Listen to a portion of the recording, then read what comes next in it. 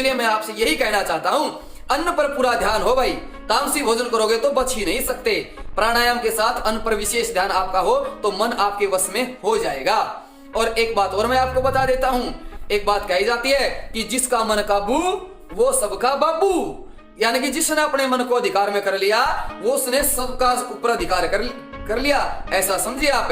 तो आज से ही आप ये संकल्प लें कि मन में कोई भी विचार आए तो तुरंत उसको हम हटा सकते हैं। और हमें मन में अपने आप कोई भी विचार आता नहीं, और यदि मन में बुरा विचार आता तो हम दंड लें, उस बुरे विचार की निंदा करें और खान पान अच्छा रखें, प्रतिदिन प्राणायाम करें, परमात्मा का ध्यान करें और हमेशा क्रांतिकारियों की सत्यार्थ प्रकाश जैसी पुस्तक साथ रखें, ताकि खाली समय में मेरे थैले में हमेशा पुस्तक रहती है भाई, हमेशा पुस्तक रखता हूं मैं। पर आएगा जिसका किसी घर में अपमान हो जाता है, व्यक्ति वहां कभी दोबारा जाता है, तो ठीक इसी तरह इन विचारों का भी अपमान करो। अब विचारों का अपमान कैसे करो? मन में गंदे विचार आ गए तो उनके विपरीत सोचना शुरू कर दो, उनके विपरीत सोचना शुरू कर दो, उन विचारों की मतलब एंटी, उनकी बुराई के रूप में सोचना शुरू कर दो, तो वो विचार दोबारा रुक जाएंगे। और कहो ये विचार आए ही ना, क्या कोई ऐसा समाधान है कि ये विचार आए ही ना? बिल्कुल ऐसा समाधान भी। क्या जो व्यक्ति, मैं फिर इसको उदाहरण पर लेकर के आता हूं, जो गंदा नकम्मा व्यक्ति आपके दरवाजे खोलने पर अंदर आ गया था, और यदि अंदर आ गया और आप उसको 2-4 डंडे लगा दो, तो क्या वो व्यक्ति दोबारा आएगा? बताओ।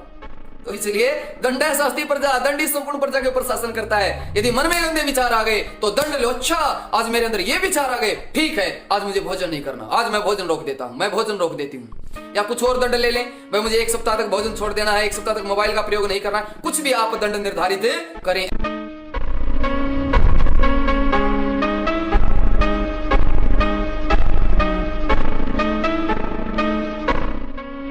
ऐसे ऐसे मैंने देखे, और रविंद्र जी हमारे हिसाब से उसने बताया कि मैंने ये दंड निर्धारित कर रखा, मुझे बड़ा आश्चर्य हुआ, गुरुकुल में आया हुआ था।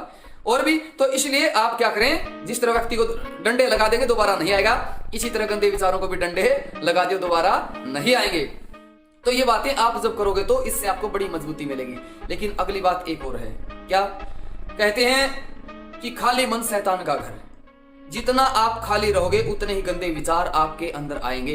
जहां पर लोगों का आना जाना होता है, जिस भूमि पर वहां घास नहीं उगती, जहां पर लोग आते जाते नहीं वहां घास उग जाती है। तो इसलिए अपने आप को जितना व्यस्त रखोगे, जितना बिजी रखोगे, उतने ही आपके पास बुरे विचार नहीं आएंगे।